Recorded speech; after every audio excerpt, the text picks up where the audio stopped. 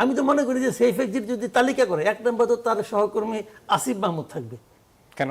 এই লোকটা যেখানে হাত দিছে, যেখানে উনি বিতর্কে ছাড়া কোনো কাজ করতে পারে না।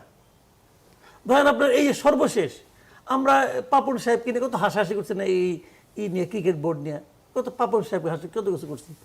তখনও কিন্তু এরকম হয় নাই যে একটা বিরাট একটা অংশ তারা নির্বাচন থেকে নিজেদের নাম প্রত্যাহার করতেছে, এবং যারা প্রত্যাহার করছে এরা কিন্তু এলেবেলে কোনো লোক না কিন্তু।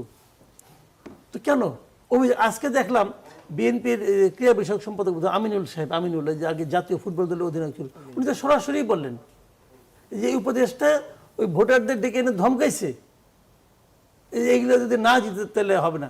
তো বাবা তুমি আসছো হলো গিয়া মানে 6 মাসের জন্য, আর আছে মেয়াদ আছে আর 5 মাস, তোমার এখনো এই সমস্ত কিছু তুমি দূর করতে পারো না। মানে স্বভাবগতভাবে উনি বিতর্ক তৈরি করার জন্য একটা পটু ব্যক্তি। এলজিআইডি মিনিস্ট্রি পাইছে, পাওয়ার পর মানে উনি ওনার থানায় যে পরিমাণ বরাদ্দ নিয়েছেন এর অর্ধেক বরাদ্দ দেশের অন্তত পক্ষে 10টা জেলায় উনি মানে পাবেন না। অনেক জেলা আছে যেটাকে 14 কোটি 15 কোটি টাকা গেছে, ওখানে 230 কোটি নিয়েছেন ওনার একমাত্র একটা থানার জন্যই, একটা উপজেলার জন্যই। তো এই যে বিষয়গুলো, এই বিতর্কগুলো করতেছেন। তারপরে তো ওই যে হাঁস, নীলা মার্কেট, ওয়েস্টিন, কত কিছু তো আমরা সব শুনলাম। উনি যখন এটা জবাব দিতে যান তখন আরও প্যাঁচ খেয়ে যায়। তারপরে আপনার ঢাকা দক্ষিণের মেয়র, না ও তো সামান্য হাঁস, এটা নিয়ে কথা বলেন, ও তো আর কারো ছাগল খায় নাই। যেটিকে ছাগল যারা খাইছে তারা তো খাইছে একটা অন্য হিসাব। তো আমি এগুলি বলি যে এই যে বিতর্কগুলো, এদের থেকে বাঁচার জন্য কিন্তু এদের সেফ এক্সিটের দরকার হবে রে ভাই। সেটা কি ধরনের হতে পারে? এই যে যারা ক্ষমতায় আগামীতে আসবে তাদের সঙ্গে লাইন দিবে। যারা ধরেন আগামীতে আমি যদি ধরে নেই বিএনপি ক্ষমতায় আসবে, তাহলে বিএনপির বিভিন্ন পর্যায়ের নেতাদের সঙ্গে লাইন দেবে, ভাই আমাকে সেভ করবেন। কিন্তু যেমন আগে যারা ছিল, বিনিময়ে কি পাবেন?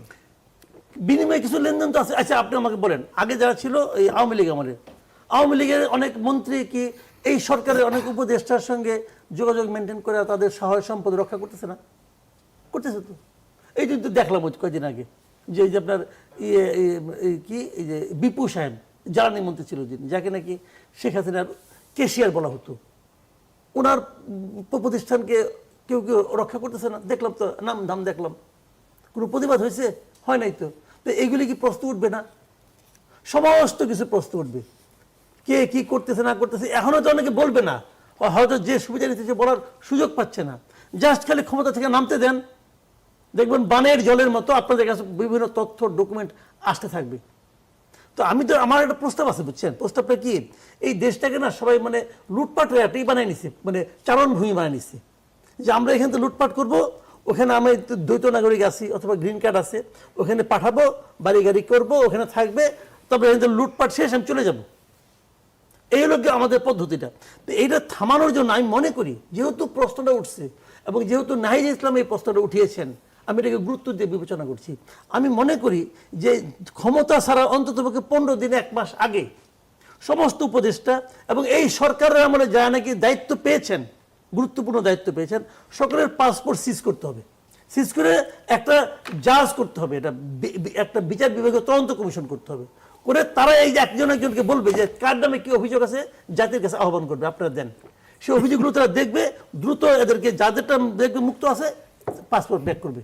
আপনি ইচ্ছা হলে থাকে